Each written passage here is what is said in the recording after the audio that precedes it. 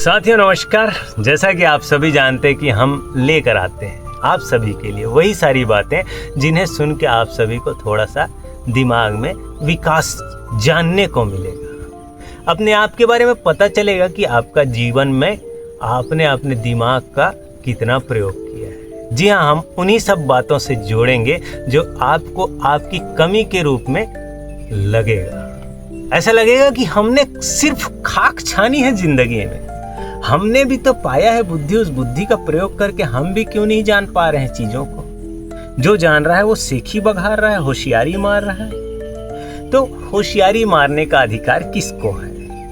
होश से जिसने यारी कर ली हो। होश किसे कहते हैं? क्या हो रहा है इस वक्त, इसका जिसको पता हो। उस व्यक्ति के साथ उसके जिंदगी में कौन सी घटनाएं घट रही हैं, इसका उनको पता हो। वो घटनाएं शुभ है कि अशुभ, घटनाएं घटनी चाहिए कि नहीं, प्रीतिकर है कि नहीं है, इसका खबर हो।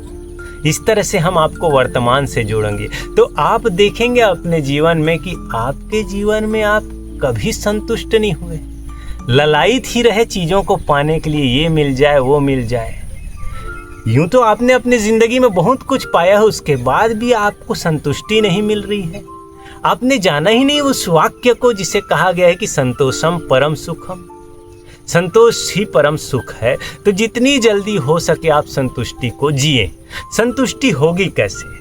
किसी भी चीज को पूरे होश के साथ देखना पड़ेगा, चाहे वो इंद्रियों से होकर गुजर कर आने वाली चीज हो। जैसे अनुभव आपको आपकी इंद्रियों से होकर निकलेगी तब पता चलेगा। जैसे कोई वस्तु है, कोई पदार्थ है, उसको आप चखेंगे तब जानेंगे, आपकी इंद्रियों से होके गुजरेगा।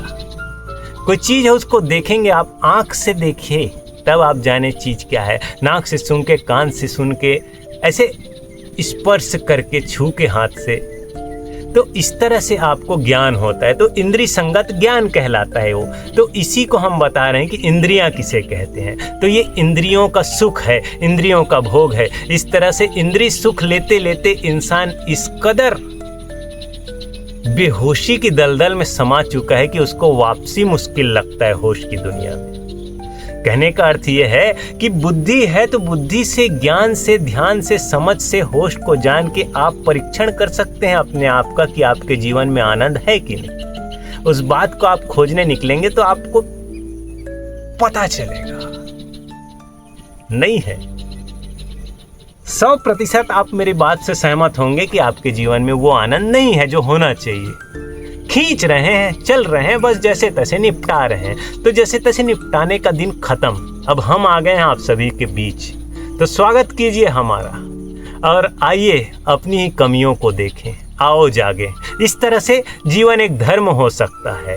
इंसान एक नागरिक के रूप में जिम्मेदार नागरिक हो के अपना जीवन गुजारे, जीवन व्यतीत करे तो कुछ प्रशंसा की बात है। रिस्पॉन्सिबल सिटीजन वाली बात है। यहाँ हर एक व्यक्ति इर्रिस्पॉन्सिबल सिटीजन का रोल अदा कर रहा है, तो ये अच्छी बात नहीं है। हमने कब जाना इस बात को? जब हमें खबर मिला कि हम भी रिस्पॉन्सिबिलिटी दिखाते हैं, गैर जिम्मेदाराना हरकत करते हैं। तो ये क्यों, ये कैसे ठीक होगा? इस बात पे हमने आत्मचिंतन किया, आत्ममनन किया, फिर बहुत सारे सद्गुरुओं का सानिध्य प्राप्त हुआ। जी हाँ, ये जो कथावाचक होते हैं, भगवत आचार्य होते हैं, इन लोगों से हमने कुछ कुछ सुना, समझा, तो जिंदगी के बारे में खबर मिला। तब जाके जान पाए कि जिंदगी तो एक उपहार है। इस उपहार में ये बुद्धि है जो सर्वश्रेष्ठ चीज है। इसका उपयोग करके हम सही क्या, गलत क्या, शुभ क्या, अशुभ क्या, पाप क्या, पुण्य क्या, ये सब जान सकते हैं, वर्गीकरण कर सकते हैं, विभाजन कर सकते हैं। फिर उसको रखने का क्या अर्थ है? जब जान ही गए ये चीज गलत है तो क्या मतलब? तो जानने तक की देरी है।